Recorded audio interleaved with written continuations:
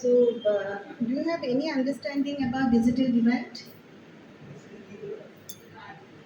What is digital divide? You know about telecommunication, right? So, and in broad sense, telecommunication cannot be. We say that it cannot be a new media because telecommunication means communication at a distance. That's how we understand telecommunication, right? But we will be emphasizing upon the mobile phone. I'm going to give you some materials because I do have some good materials which you can go through, and there are many literature which have been discussing about using telecommunication and mobile phone for development. Okay, so when you understand digital divide, this is actually important from the perspective of development of the society because we talk about importance of digital technologies uh, for development, the importance that government have given, considering it not as an instrument of luxury rather than an instrument that could bring socio-economic change, that could also bring development. And that's what has prioritized mobile phone segment and telecommunications. And as a resultant, we also get to see some uh, changes in society from the policy perspective. And here we also get to understand this telecommunication and digital divide. These are two different terms. But what I'll do first, I'll let you understand what is telecommunication, what you mean by it. Then we will move to mobile phone. Everybody is known to mobile phone, right? So when we talk about telecommunication, basically, uh, a very simplified definition of telecommunication is to communication at a distance. Have a communication at a distance. That's how we understand. And when we talk about telecommunication as a whole, you might also see a multifaceted system of technologies. This will be a kind of definition which will be appropriate to define telecommunication, which is basically consists of a multifaceted system of technologies which enable communication across time and space, communication of service, communication of different applications to the people. That's how also we understand telecommunications. And when we talk about mobile phone, that is also another, you see that multifaceted system. Okay, multifaceted system of communication, system of technology which can deliver the content, services, deliver different application at our end irrespective of time and space, right? But earlier what happened, when we call telecommunication, our idea, our definitions, our perspective limited to understanding only the telex, right? Or perhaps those telephone switches. Now we have shifted to mobile phone. How mobile phone can bring development, how mobile phone can be used for bringing socio-economic change, and there we get to see the definition of digital divide. Okay, so when we understand digital divide, it is basically a gap which is existed among individuals, among households, among societies, developed and developing countries, in relation to access to information and communication technologies. And that's how we understand digital divide. So it is in reference to access to information and communication technologies and new information communication technologies, you might say digital information and communication technologies, and the gap which is existed not only between the developed and developed countries, but also among individuals, households, societies, uh, core and periphery regions, as well as developed and developing countries. So, here, in order to understand it more, basically we talk about the internet access, right? The skill, access, and use. So, when we talk about the digital divide, so three important parameters to understand digital divide is the access, skill, and use.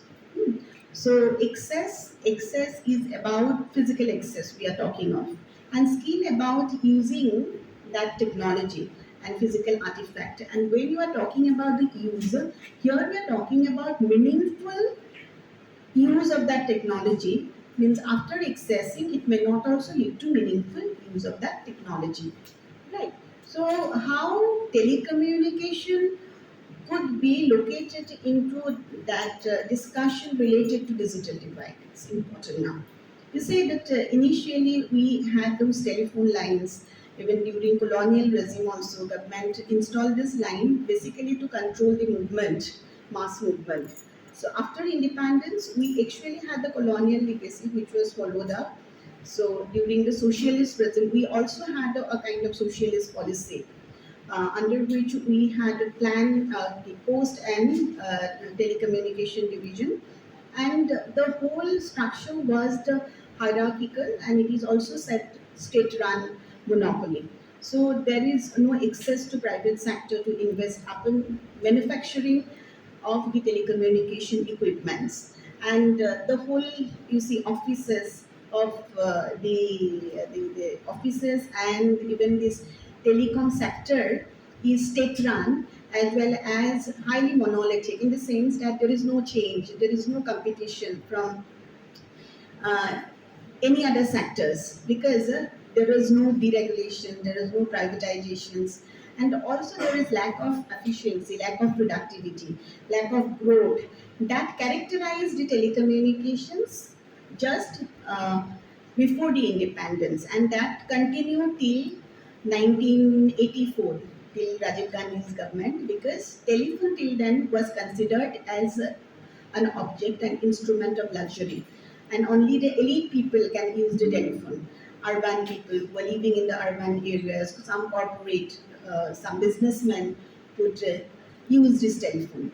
Okay, so it was an elite device rather than a mass device, and this was because of this government perspective also, because it was all of a luxury instrument. So if you look at the office, then we said telecommunication office, that post and telecommunication division, that government Post and Telecommunication Division, they had a very strong workers' union, but that made the policy highly skewed because it did not initiate any kind of change, innovations, or any policies which will go against the workers or lead them to overwork and also go for customer satisfaction.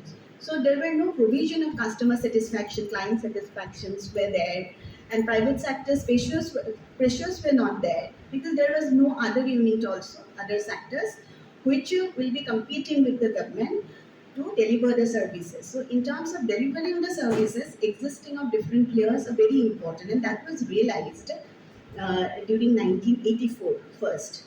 And once you see this Rajiv Gandhi government came in, Sem Petroda was also man, was the man behind, you see, this telecommunication revolution. So you might also be asked whether you actually know about this communication revolution and telecommunication revolution in India. When you say communication revolution, actually it's the very definition started from telecommunication on. We talk about even those radio site and all, site example of that development television used for development purpose. Okay, so that was a different picture altogether, but when we actually talk about the communication revolutions, it will start with using of computers, using of internet, rural rollout of this telephone, and repeat penetrations of this telephone in the rural areas where it becomes a kind of, like, mass device, and it developed a very good subscriber base and mass base. Everybody started using a telephone. We had that PCOs, we had that village public telephone in the household, in the village setup. PCOs were also installed in more than 6,000, 6 lakhs, 50,000 villages, right? And which became also a means of like livelihood for the people. So, like that way, we can define the communication revolution in India when even the cyber cafe also came into being. So, you see, and this internet revolution and also telecommunication revolution in India is parallel. It was going parallelly. And cybercafe was introduced in 1995, and by the time we also see that mobile phone has been telecommunication has been commercialized, and mobile phone was started using by the elite populations, and in certain villages it also got some kind of rollout. So we actually see from 1995 we get to see a kind of revolutionary stage which was started in telecommunication. Okay, in India. And what actually Rajiv Gandhi did, he reorganized the whole department. The Department of Post and Telecommunication was being reorganized under Ministry of Communication, and there was Department of Telecommunication which was established. That was under the leadership of Sam Pitroda. Sam Pitroda was an engineer. He founded that Westman Communication, and that was later on. It was also taken over by Rockwell Foundation. So by 1984, he came to India to even convince government about his idea of improvement of technology, and that too for developing countries. So he actually envisaged a lot about development of indigenous communication technologies.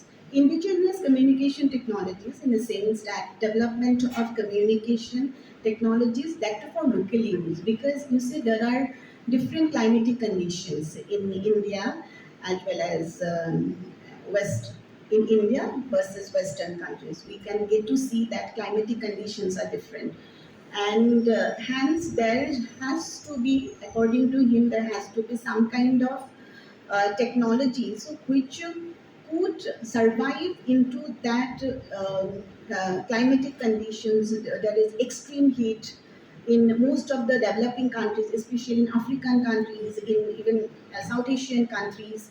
So some of the telephone exchanges and even this equipment which could actually bear that heat, and also you see can be made which is conditioned in terms of the context of that developing countries, which would be uh, very, you see, which would be kind of visions for the communication revolution that he has come up with. And then he convenes Rajiv Gandhi, and accordingly he lead the CDOT. CDOT was, it is important, CDOT, that is a Center for Development of Telematics, where he actually mobilized those engineers of IITs, and also made them work for long hours, develop some digital switches, telephone switches, because by then we see that we could not bypass the obsolete technologies. When US has already started those digital switches, we were using the telex only. So it was very necessary for developing countries to bypass the obsolete technologies. Normally, what happened in terms of development of technologies and also proliferation, distribution of technologies, developing countries are always at a lesser end, or you see always behind. You see the installation of telephone line in India compared to European countries is also always weak. And the installation of telephone line, installations of the species across a meter distance, in a reasonable distance, then owning and possession of mobile phone per household um, will give you some idea about a kind of divide and digital divide that we are actually, first communication divide and digital divide that we have actually undergone, and that was realized by Pitroda. That was realized by Pitroda because he also belonged to a very poor family of Orissa. A poor family. I forgot whether his mother was a farmer or in that village, that is the Titila village, I think in Orissa, where he was born, that was characterized by that poverty, illiteracy, and all kind of that social marginalized character. So when we talk about marginality, we basically focus upon the poverty, disability, and discrimination, and all these three features were uh, perceived and seen in the villages and where he lived. And he also he thought of using technology to mitigate the marginality, to meet the marginality, to also uplift the people's life and integrating it to development, how we can bring social change. So that was a vision actually came from Pitroda, that integrating telecommunication with development perspective, with development mission. So we had national technology mission that was started in 1984, and that in that technology mission, technology like a telephone, basically the digital switches which were also developed by the engineer under the leadership of Sam Pitroda in that C dot. You say it has started, that mission was started integrating technology with other social infrastructures and also some of the other social mission like literacy mission. When we talk about the problem which are there in this rural India, it's a problem related to health problem. So integrating with that health policy. So that kind of conception came up during 1984 only, integrating technology with health, integrating technology with even you see in literacy.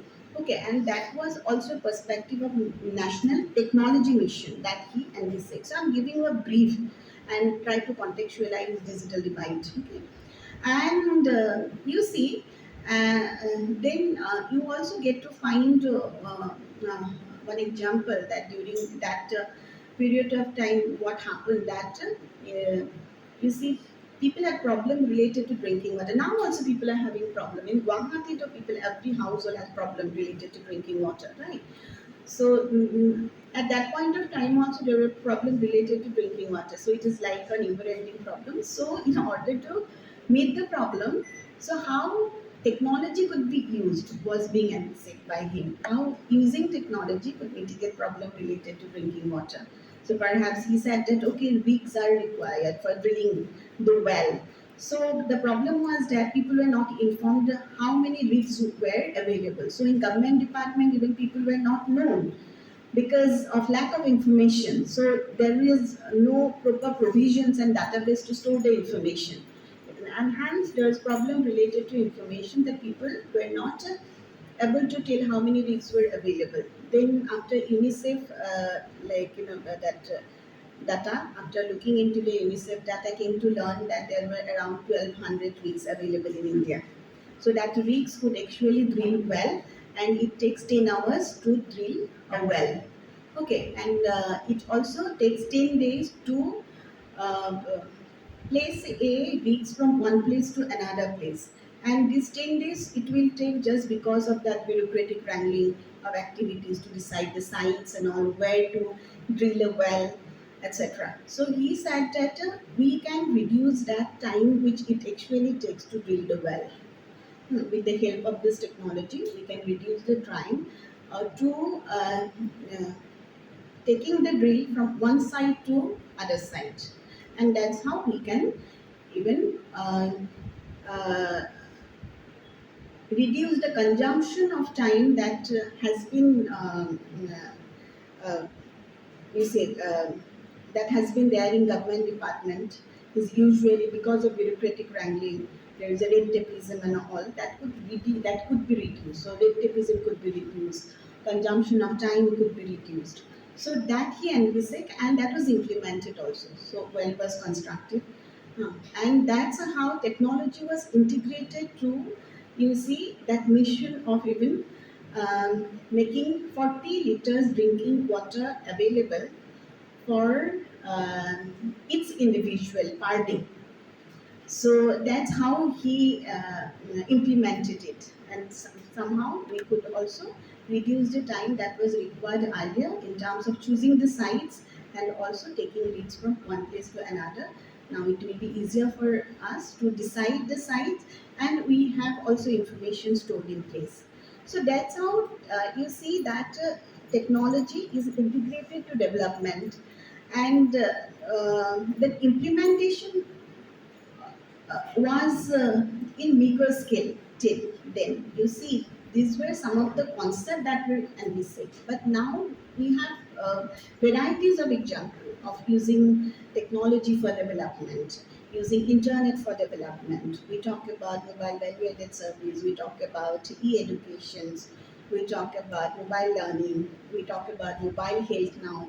So we talk about lot of transactional services. There was also a time telecommunication was basically known for voice communication, right? So then we had the mobile phone. Mobile phone, the concept developed in Bell's Lab in 1947.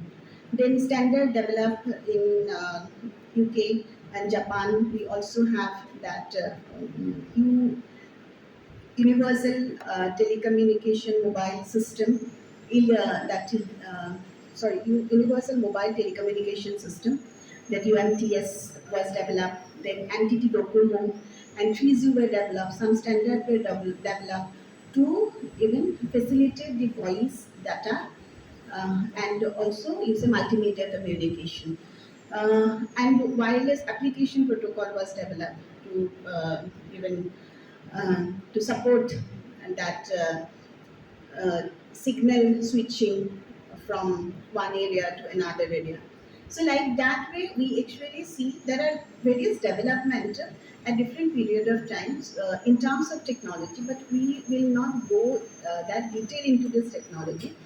But perhaps what is important here for you to understand, according to me, is some of the policy, uh, government policies and regulatory policies, which actually lead to, you say, proliferate the telecommunication, not communication, telecommunication, and increase the rural rollout of telecommunication. Okay, so we have that national telecommunication policy. So you study two, three policies. So we have national telecommunication policies in 1998. Then also we have 2000, 2004. Then we have 2008 national telecommunication policy. 2012 national telecommunication policy. You can study those telecommunication policies, and you can actually see some of the development and the clauses related to rural rollout of telecommunication. Okay, so once when telecommunication was considered as a luxury, that idea was dismantled, and it was also, you see, spreaded for mass use, and that happened after the deregulations. That happened after invitation of the private sector to even manufacture the technologies. Okay, and now you see that we have achieved a state. We can say that to certain extent we have made the digital divide.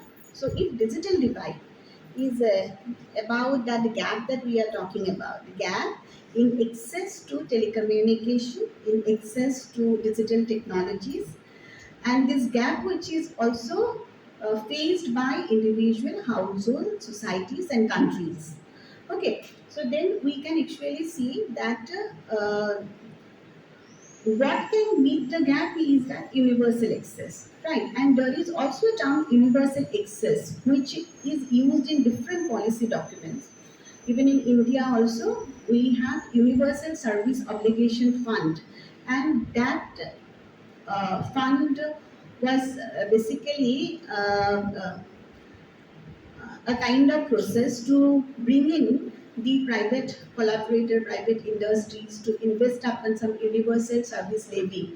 They will deposit the levy, 5% of levy they will deposit, and to make the technology roll out, and that too in rural area mandatorily. Okay, so that fund, Universal Service Obligation Fund, was there, provision of which was designed in 2003. And we also have another term called universal access. Now, universal access means making access to technologies available. And here we are not talking only about physical access. Okay, so that's how we can understand, right? When you talk about universal access, making the physical access to technologies available. But that is the first step to make the access of digital technologies available. So first physical artifact is to be available, right? And that's government also came up with that kind of visions that we first need to work on the physical access. We need to increase the bandwidth. We need to lay the optical fiber cable. That was a new technology. Earlier we had copper cable. Copper cable replaced by that optical fiber cable. They could load that broadband medium. So a high speed of data communication is possible through optical fiber cable. And also we see that apart from that, what is important is the you see there's deregulations inviting private sectors to even enter into the business and installing the tower in different rural areas. So that was the very first step to to you see making access to digital technologies available or access possible. And also we see there are different other schemes that government came up with, like Har Hath Mein Mobile, that was another scheme.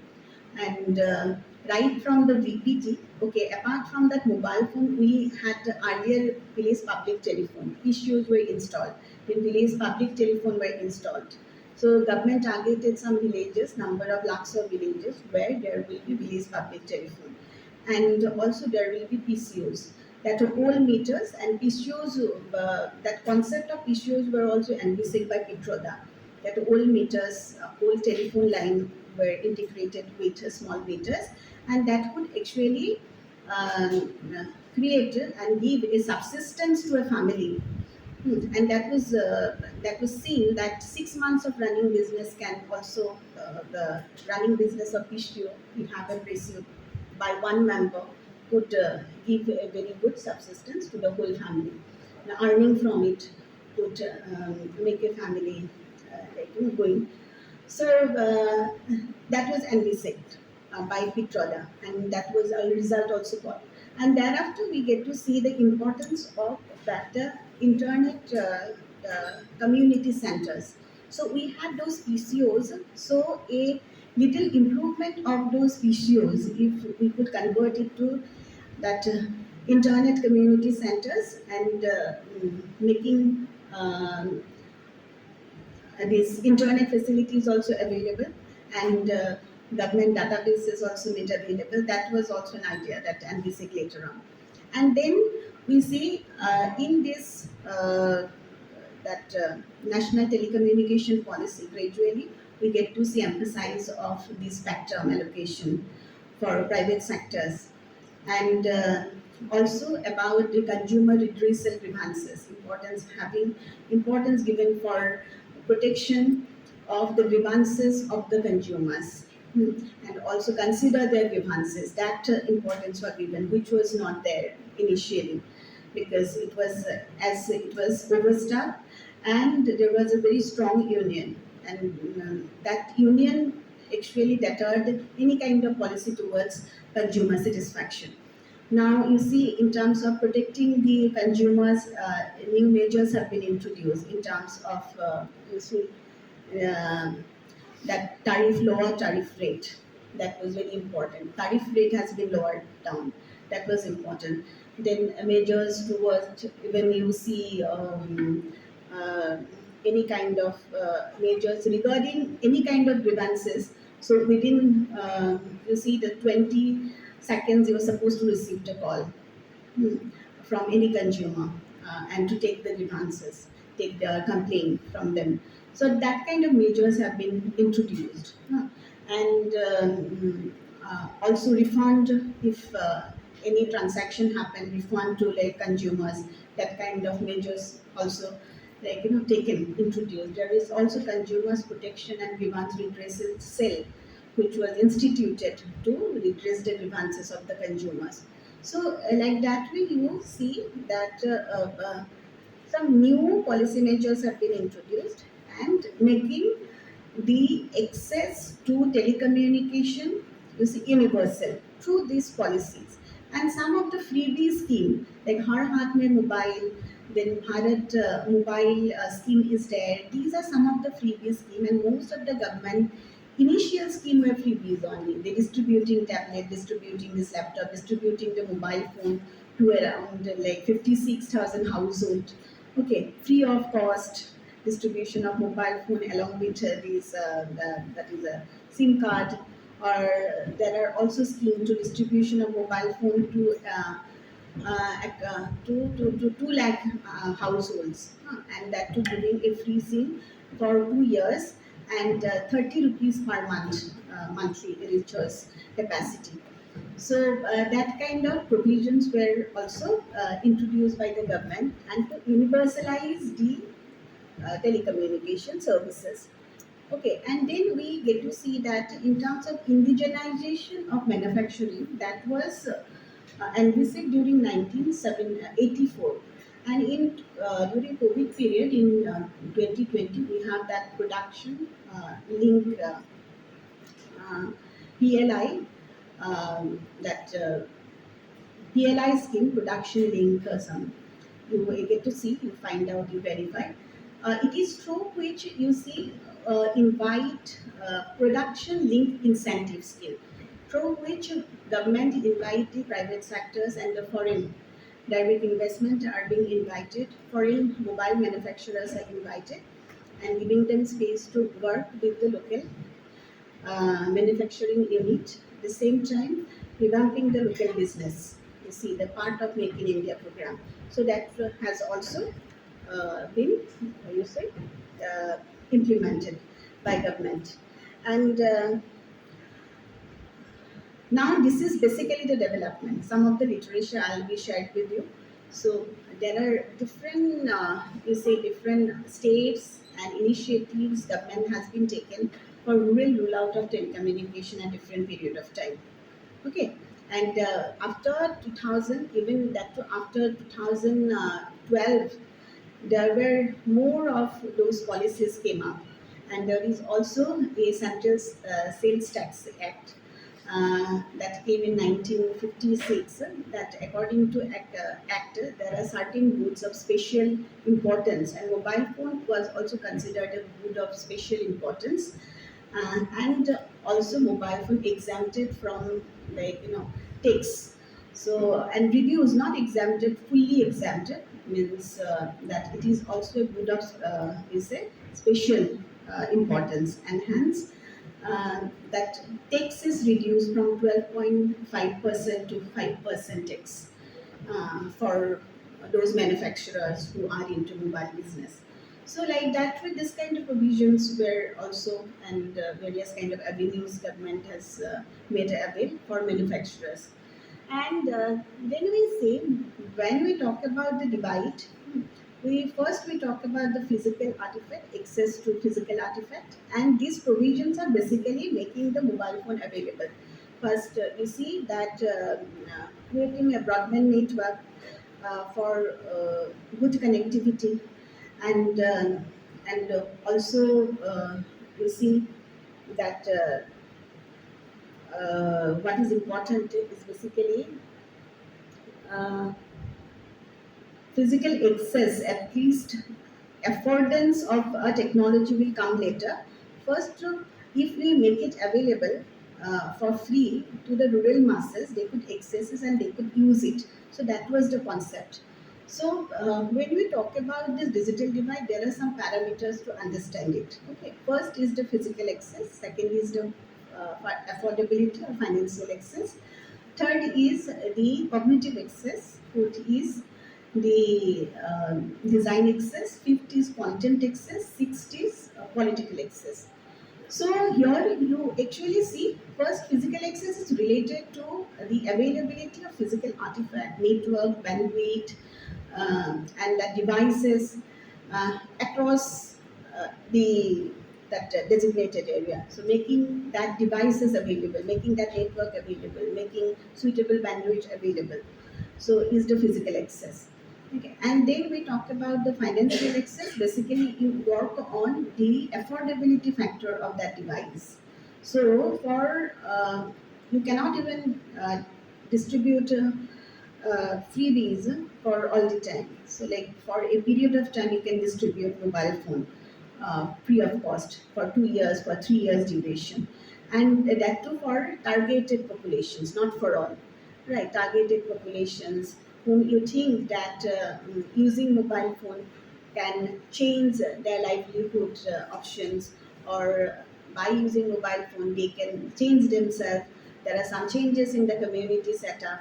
So if you are thinking that, you definitely need to create a target. Government also targeted villages where people could get access to mobile phone. And there were not many research conducted to actually understand the outcome and consequence of having mobile phone by that initial distribution. After that initial distribution of mobile phone by government as a part of freebies, how villagers have utilized that mobile phone, and what extent they could try to prioritize their development, because it is about understanding the development priorities. And most of the time this is a part of, like, social planning approach which you usually discuss with this NGO community. Means government understood the problem of the villages, and with the expert they discussed what could be the possible solution to meet the problem of that villages, and then government will lend up in service delivery. So government will provide the services. First, understand any kind of problem. Illiteracy is a problem. So it is not like government will simply even go and recruit an NGO, that is government sponsored NGO, to even mobilize the youth, and also with the help of the youth bring in development. So the government will also take help of this NGO, that civil society group, even to bring in some construction, some school. They build the school, build the hospital, and that too without the participation of local people. So this kind of approach is actually based on welfare services. We call this welfare schemes. Are there? Freebies are also sort of welfare services. No, so we actually understand the beneficiaries first. We try to target some of the beneficiaries which were most needy, which which were the more needy, and that's what, and which are the more needy beneficiaries we identified, and based on their needs we distribute the benefits. Your benefits will be the mobile phone, and sometimes benefits will be the laptop, benefits will be any kind of social services, benefits will be the school, benefits will be the hospital, benefits will be the tubers. Like that way, government, after deciding which any local organizations will directly distribute it and will construct it without even taking help of the people, letting people participate in that development. So these freebies were also some of this welfare, like, service provisions when government came up with to distribute it to the population. Distribute it to the population. These are the benefits you distribute, and any kind of welfare benefits are always conditional. So it cannot be for infinite time that you will be distributing the benefit. So there is a specific time period. So during that period, so if freebies are available, if some of the services are delivered for 2 years, 3 years, it is supposed to be studied also how they have utilized that technology, how school infrastructure has been utilized, how any kind of new social infrastructure, if it is created, is being utilized. Okay, if health infrastructure is being created, is being utilized during the 2 years, is supposed to be studied. But there are not that many studies taking to the mobile phone rollout of the government and by way of those schemes. Okay. So we could not have a very good understanding about that. You see, that tension which you usually have, that physical access and affordability. Okay, so government distributed physical access are available to certain extent, but most of the time, after 2 years, there are people they could not even afford to buy a mobile phone. Okay, so but those mobile phones were also being obsolete, and they were damaged. There was no provision of repairing. Okay, so you see, affordability is another aspect of access now. Making this technology, if we are talking about information and communication technology, be it tablet, be it internet, be it mobile phone, be it smartphone now. Mobile phone, it has also got to have different services. We have general services, we have transactional services, we have also augmented services. Okay, so we also have expected services. So initial mobile phone usually provide that most general form of services. Generic services are like, you see, this voice and text are the very generic form of services, right? So we started expecting more from the services. Like we rural people started looking for options like calculators. Now also they use calculator items. Now their idea of expected services or utility oriented services are different.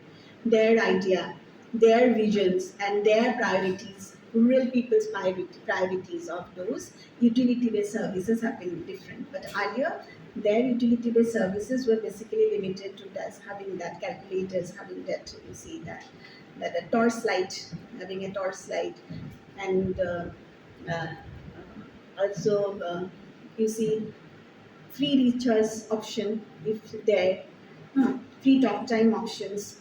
Those were some of the expected services and come under general and generic form of services. And then we have transactional services, M wallet introduced without having like in a bank account also people can have wallet, but the problem is that you cannot withdraw money, that deposits, but you can transfer money. That M wallet provision was there, and that did not really create a kind of financial inclusion. Hmm. But you see, financial inclusion was possible with the intervention of an institution like, you see, that self-help group that can only bring the financial inclusion of those people. So simply technology, by introducing that M wallet and different payment mechanism, could not really um, provide them that banking facilities. Okay, they could simply transfer money. Okay, that through wallet and all. So, and there is also there is no provision of security. Okay, so you actually see affordability, access and affordability go hand in hand, and therefore, and transactional services. In terms of transactional services, we actually need to have a smartphone now. So everybody cannot afford a smartphone.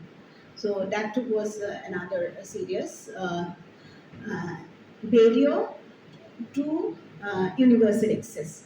Universal access means, you see, making digital technology accessible irrespective of time and space.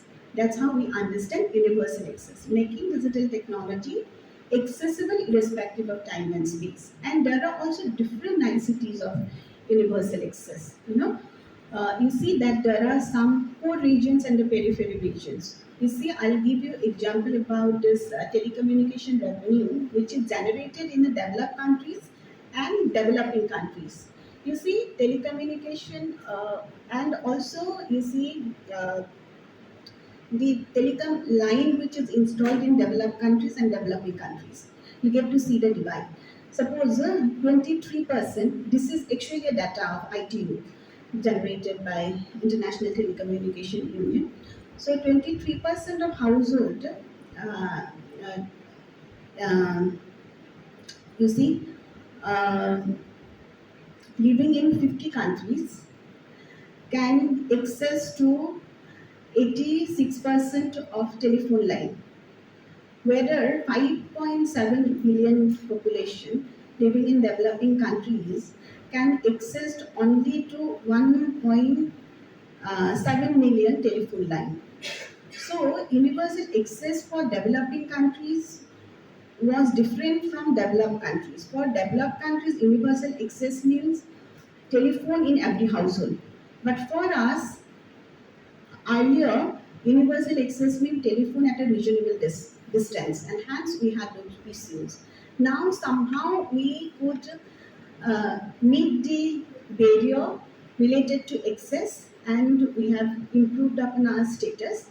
So we can, but still, we are ranked at 138 in among the countries which have, you say, equitable access, skill, and use which was actually came out by ITU. There is ITU has came up with a data study and try to find out the excess skill and use of mobile phone technologies and internet use and broadband use.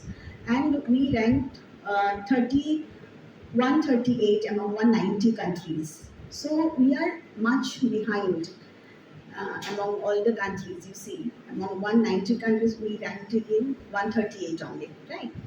So in that way, we see that there were problems in terms of universal access in India. The cognitive access is one access. When you talk about cognitive access, it is related to digital literacy. So, using of technology in creating content, in collaborating with people, and cooperation with people is about cognitive access. So, you have that technology, you have mobile phone, you have that internet access via mobile phone, or you have a PC with internet access. Okay, and you effort to have that internet communication. But problem here is that you do not know how to create content because of not having functional literacy, or because of technology phobia, or because of lack of motivation. So that kind of barrier will come in cognitive barrier, or it will form a cognitive excess. Means you cannot make meaningful use of technology to create content, cannot make meaningful use of technology to cooperate with other, to cooperate with fellow beings, meaningful use of technology. You cannot bring meaningful use of technology to even collaborate here. So that is important. And then we also have uh, another access, and that is basically design access. In terms of design, also we had some problem, like you see, uh, in terms of design and in terms of uh, political willingness. In terms of design, the problem that we are facing is that most of the technologies are basically designed by the male. Right, and hence the interface of that technology is not friendlier to women. It is also said.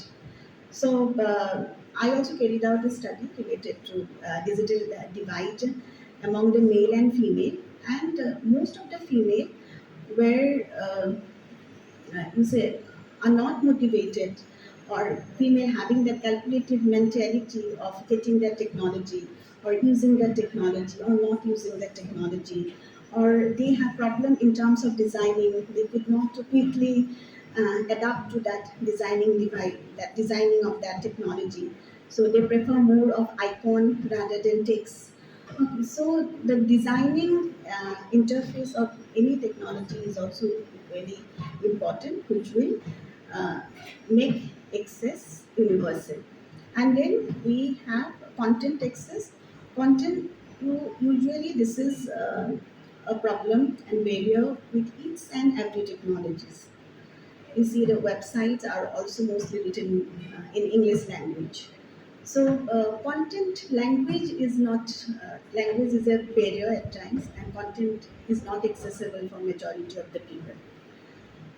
So that is a kind of excess that we are also facing, and we also have the political lack of political willingness, because of which we had some problem in terms of that universalizing the services, or even problem in terms of community building. So political access is important.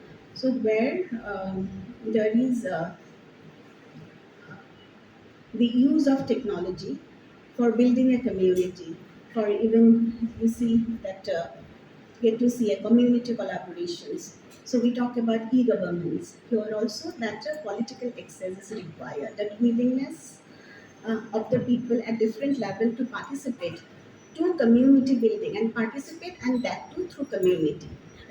Participate that too through ICT is required. Okay, so like that way we can actually see that there are varieties of access, and there are various niceties of access, and not necessarily that we can have access to physical artifact will lead to meaningful use. Access to artifact will lead to meaningful use if we are digitally literate and if we know how to use that technology. And if we are motivated to use that technology, if we are motivated uh, to even create some change, if we get the support from the community, even support is very important, to make the literacy uh, fulfilled. So, thanks. When you talk about the digital divide, so in terms of mobile phone, I have discussed and internet connections. So these are the parameters which are important. So I'll continue with this in the next class. Okay. So, Nana still there?